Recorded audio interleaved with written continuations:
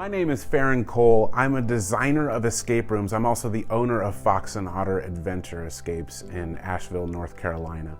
And we initially designed escape rooms for 8 to 12 players to be able to cooperative problem solve together and do this amazing adventure indoor entertainment.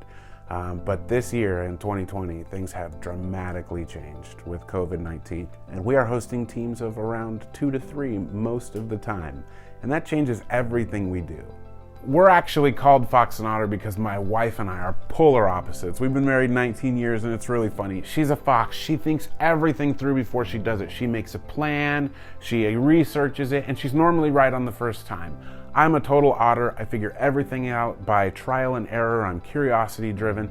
And so we build that entertainment into our games to where we know that people are coming with different perspectives and different problem solving abilities.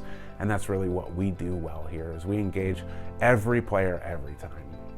Escape rooms are designed around the idea that people can come together with the group that they have, play in an experience that's designed for teamwork, cooperative problem solving, and communication.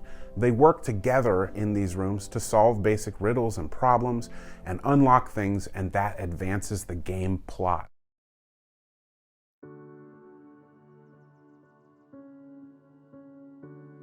We opened a second location in 2019, right before Christmas. Thinking, man, 2020 is going to be amazing.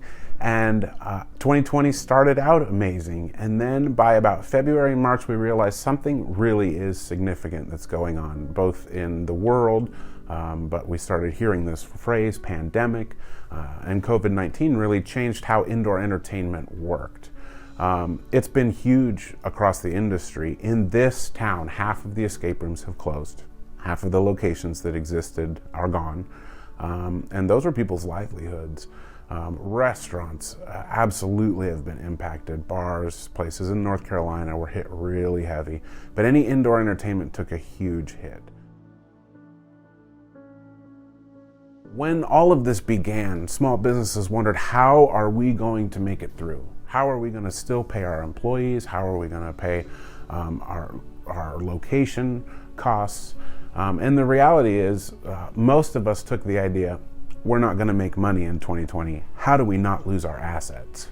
And then how do we take care of the staff that are so loyal to us? We have staff that have worked for us for over a year and they're wonderful. We don't want to just leave them out. For Fox-N-Otter Adventure Escapes, we're down about 30% after all is said and done. And that's because smaller games are being played. So we used to host 8 to 12 people in a large room that would work together. But group gatherings are discouraged. In fact, it's illegal in the state to have more than 10 in a room right now. And so our bookings this year have been down around 2 and 3 people playing regularly, which is great that at least we're running games, but 2 and 3 people on an income versus 8 to 10 changes significantly. We definitely got the PPP loans that we needed, and those turned into forgivable grants when they were used correctly. We also took out the EIDL, which leaned against the PPP. The rules kept changing, you just kept changing with them. The MURR grant came out for North Carolina commerce that allowed mortgage utility rent relief. So they were able to pick up a couple of months of mortgage there. We won a local BCTDA grant through Buncombe County because of the tourism. Even the cost of hand sanitizer goes up astronomically unless you can find some sustainable way to provide it for everybody regularly with no end in sight.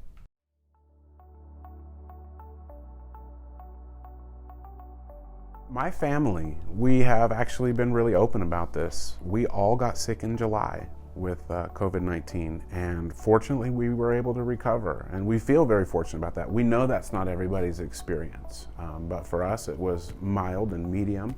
We didn't require any hospitalization. We just used over-the-counter medication and vitamins to just manage our fevers. We're very fortunate. Because of that, we also feel very hopeful. We know that that's the experience of a high percentage of the population. We know that's not standard. We know everybody has a different experience with it, but for us, we didn't feel like we had a personal risk that was ever endangering our lives. And so we tried to live at a way that seemed responsible and caring for others. In 2020, a lot of what this pandemic brought was a popular culture of fear. And science is real clear that this is a dangerous virus, and we know that. So we don't want to neglect that, but at the end of the day, as a business owner, I cannot guarantee anybody's safety. And so ultimately, I'm trying to create a feeling of safety that I can't always promise on providing. Because we are indoor entertainment. We are dealing with the science of how air is treated. And that changes significantly how you run your games, what your cleaning protocols are. We have vinyl between us and them now at our checkout stations and our point of sales. We've had to do contactless waiver systems and things like that.